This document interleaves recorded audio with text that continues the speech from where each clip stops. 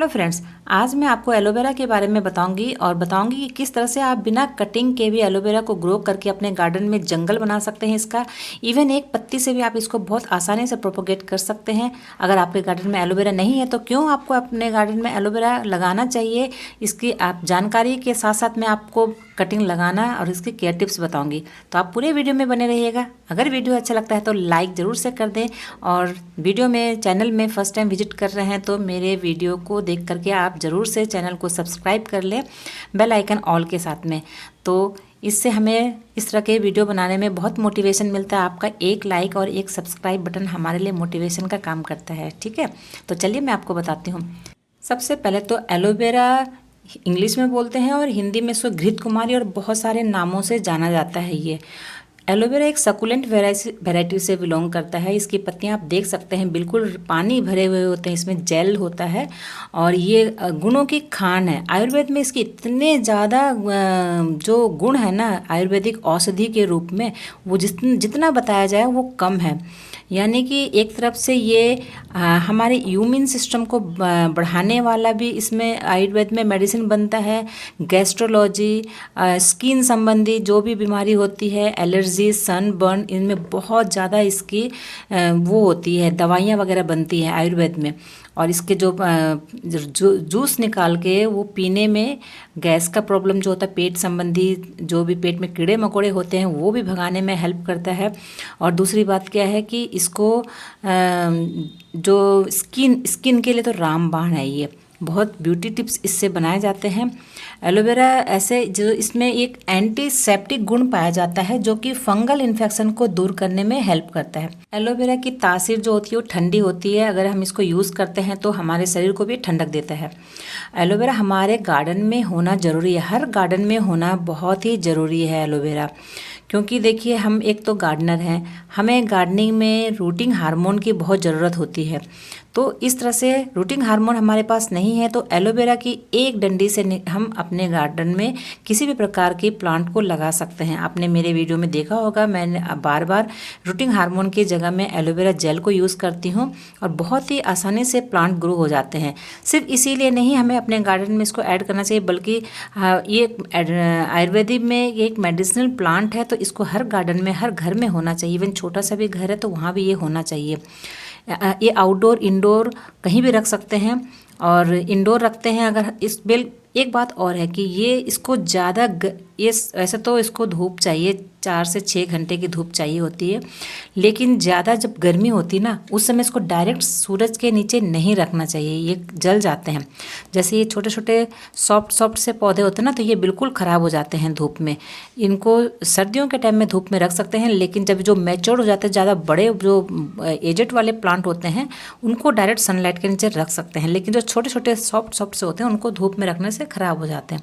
देख सकते हैं इसको आप छोटे से छोटे कंटेनर में भी लगा सकते हैं।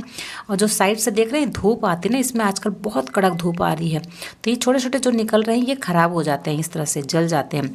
तो सुबह की 2 से 3 घंटे की धूप मिल जाए ठीक है ना, तो ये छाँव में भी आराम से चल जाते हैं। मेरा ये कंटेनर बिल्कुल ही छाँव में रखा हुआ था, बहुत आसानी से चल रहा है।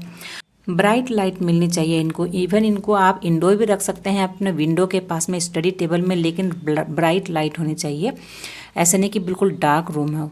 तो चलिए मैं आपको इसको लगा के दिखाती हूँ किस तरह से आप बिना कटिंग के इसको ग्रो कर सकते हैं। जी हाँ, देखिए मैं अपने ही पॉटों में से निकाल के आपको दिखाऊंगी।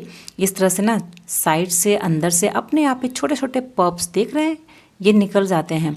तो इनको हम आसानी से इस तरह से ग्रो कर सकते हैं किसी भी तरह की मिट्टी में, नॉर्मल मिट्टी में, या फिर आप ये मैंने बनाया है 50% मैंने कोकोपीट लिया है और 50% मेरे गमलों की मिट्टी है, उसमें कंपोस्टिंग वगैरह सब मिक्स है। आप जैसे भी नॉर्मल मिट्टी में लगा देंगे, आसानी से चलने वाला प्लांट होता है, कोई नखरे नहीं करते हैं ये। आप सिंपल सा जो काउडंग कंपोस्ट जो भी है, किचन कंपोस्ट, जैसा भी कंपोस्ट है वो ले लीजिए, मिट्टी ले लीजिए और उसमें कुछ भी नहीं मिलाएंगे तो ये आसानी से चल जाएंगे। तो देखिए इस तरह से 2 पप्स मैंने निकाल लिए हैं और इन्हीं को लगा रही हूँ।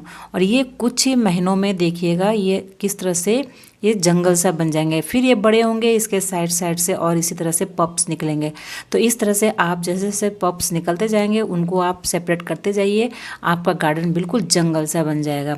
देख सकते हैं एक एक कंटेनर में कितने सारे निकले हैं और इनको फिर बढ़ने के लिए जगह नहीं मिल रहा है। तो देखिए एक बड़ा सा भी मैं निकाल के दिखा रही हूँ। रूट इनमें बन रखे हैं, इनको आप पानी में भी प्रोपोगेट कर सकते हो। तो अभी एक और तरीका बताऊंगी आपको कि किस तरह से आप उसको आसानी से ग्रो कर सकते हैं। तो देखिए इनको बिना कटिंग के द्वारा हम ग्रो कर रहे हैं। और इस तरह से आप इसको किसी भी तरह के पॉट होने चाहिए, लेकिन पॉट होना चाहिए थोड़ा चौड़ा। जितना आप ब्रॉड चौड़ा पॉट रखोगे तो ये फैलता बहुत ज़्यादा है, इसकी मोटी मोटी तने हो जाते हैं बहुत ज़्यादा। तो इसलिए जो मैच्योर्ड हो जाते हैं ना, तो उनको 4 से 5 घंटे की धूप मिलनी चाहिए, मस्ट है। और इस तरह के सॉफ्ट वाले तो धूप में ख़राब हो जाते हैं, लेकिन बिल्कुल गर्मियों वाले धूप जो होते हैं वो ख़राब हो जाते हैं। बिल्कुल भयंकर गर्मी में मई जून में मेरे बहुत सारे एलोवेरा ख़राब हो चुके थे। तो इनको मैंने बड़ी मुश्किल से बचाया था, एक सिंगल एलोवेरा से ही मैंने इस तरह से जंगल सा बना लिया। अब देखिए मैं इसको दूसरे उसमें आपको लगा के दिखा रही हूँ कैसे लगाना है। तो इस तरह से कटिंग के द्वारा प्रोपोगेट करना, सिंगल पत्ती से भी आप इसको कटिंग से बना सकते हैं। तो देखिए मैंने इस तरह से कटिंग्स ले लिए हैं इसके, और इस तरह से ऐसी कटिंग से कैसे लगाना आप देखिए।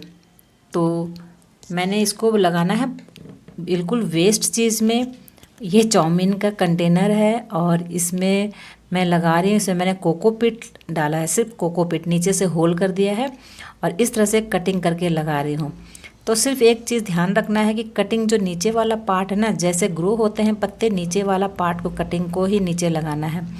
तो देखिए इस तरह से इसके नीचे अंदर से जेल निकल रहा है और इस तरह से बस इसी चीज़ का ध्यान रखना है कि नीचे वाला पार्ट कौन सा है। तो इसको बस बहुत सारे कटिंग पास पास भी लगा देने से चल जाएंगे। तो इसमें कुछ ही महीनों में नीचे से इसके रूट्स निकलेंगे, पप्स भी निकलेंगे। तो इसको हम सेपरेट करके अलग अलग पॉट में लगा सकते हैं। मेरे गार्डन में बहुत सारे एलोवेरा हैं, बहुत सारे और प्लांट्स हैं, लेकिन मैं आपको दिखाने के लिए सिर्फ लगा रही हूँ कि किस तरह से, अगर आपके गार्डन में नहीं है तो ये होना ज़रूरी है। इसके इतने सारे फ़ायदे हैं। तो देखिए इस तरह से हम प्रोपोगेट कर सकते हैं। एक पत्ता भी आपको कहीं से मिल जाता तो उससे आप आसानी से लगा करके सेपरेट करके अपने गार्डन में इसका जंगल बना सकते हैं। और ये बच्चों के लिए भी बहुत फ़ायदेमंद है। लेकिन जैसे भी आप इसको यूज़ करते हैं तो पहले ज़रूर से डॉक्टर से सलाह लेनी चाहिए। मैं समझती हूँ बिना सलाह के हमें इस तरह से इनटेक जो खाने वाला चीज़ है नहीं करना चाहिए। हाँ, हल्का फुल्का खा सकते हैं इनका जेल बना करके, लेकिन जो फेस वॉश वगैरह करते हैं, जो फेस में लगाने का जो भी हम लोग यूज़ करते हैं, तो डायरेक्ट इस तरह से पत्ते तोड़ के भी यूज़ कर सकते हैं। तो उसमें बहुत फ़ायदेमंद होते हैं। बालों में लगाने के लिए बहुत अच्छा ये हेयर मास्क का काम करता है। खुश्की वगैरह, रूसी वगैरह हो जाते हैं उसमें भी ये दवाई का काम करता है। इसको कंडीशनर के रूप में भी यूज़ कर सकते हैं। इसको हम अपने गार्डन में ऐड करने का एक और कारण है कि इसको हमारे गार्डन के लिए बहुत अच्छा न्यूट्रिशन मिलता है हमारे प्लांट्स को देने के लिए। इसको अगर हम स्प्रे करके अपने प्लांट्स में देते हैं तो उसमें पोषक तत्व भी मिलता है प्लांट्स को। फंगल इन्फेक्शन जो होता है प्लांट्स में वो नहीं लगेंगे इसको। अक्सर आपने देखा होगा कि मैं कई बार इसको बता चुके, एलोवेरा को कूट करके भी हम अपने प्लांट्स में स्प्रे करते हैं जब नीम ऑयल लगाते हैं, डालते हैं। तो इस तरह से हर चीज़ से फ़ायदा ही फ़ायदा है ये। तो इसको इस तरह से आप कटिंग में अपने गार्डन में ज़रूर से ऐड करिए अपने। तो फ्रेंड्स, आपको अगर वीडियो अच्छा लगा होगा तो अपने प्यारे, अपने नोन, अपने रिश्तेदारों में, अपने सहेलियों में, दोस्तों में इस वीडियो को ज़रूर से शेयर करें कि हर गार्डन में ये होना चाहिए, हर घर में, हर बालकनी में होना चाहिए। ये एयर प्यूरीफाइंग प्लांट है, आउटडोर इंडोर कहीं भी रख सकते हैं इसको। हमारे गार्डन की शोभा बढ़ाने वाला, ग्रीनरी बढ़ाने वाला प्लांट है ये, हर्बल प्लांट है। तो इस तरह से मेडिसिन प्लांट घर में, आंगन में अगर हो तो हमारे लिए बहुत वरदान से कम नहीं है। इस तरह से जो कटिंग्स लगाने के बाद में इनको बिल्कुल ही शेड में रखूंगी। पानी तभी दूंगी दोबारा मैं जब मुझे ज़रूरत पड़ेगा कि ऊपर की लेयर सूखी सूखी लग रही है तब दूंगी, क्योंकि ज़्यादा पानी देने से इनके रूट रोटन होने का, रूट सड़ने का डर होता है। और ब्राइट लाइट में रखूंगी, डायरेक्ट सनलाइट के नीचे नहीं रखूंगी इनको, क्योंकि ख़राब हो जाएंगे, जल जाएंगे। तो फ्रेंड्स, मैं आपको इनका रिजल्ट बताऊँगी कुछ दिनों के बाद जब इनका रिजल्ट मुझे दिखेगा। वीडियो कैसा लगा, आपको अच्छा लगा हो तो ज़रूर से कमेंट करके बताएं क्या कौन सा पार्ट आपको अच्छा लगा, कटिंग से ग्रो करने वाले या पप से ग्रो करने वाले। और यहाँ तक आप वीडियो में बने रहे इसके लिए आप लोगों को बहुत बहुत धन्यवाद।